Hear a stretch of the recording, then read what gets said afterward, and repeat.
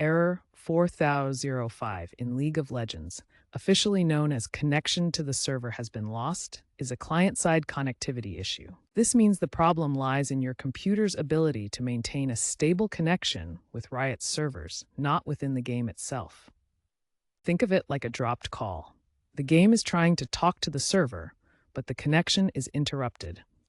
Common causes include sudden drops in internet speed, your firewall blocking League of Legends, or even outdated router firmware. Sudden drops in internet speed, your firewall blocking League of Legends, or even outdated router firmware.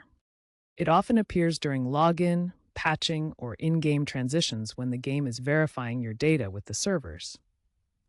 Knowing this is a connection-based issue helps you narrow down the potential solutions. Luckily, Error 4005 is often fixable with a few simple steps. First, check your internet connection and ensure it's stable. Restart your router and modem.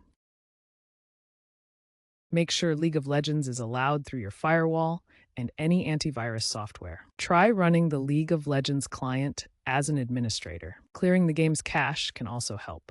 If you're using a VPN, try disabling it temporarily, as it can sometimes interfere with the connection.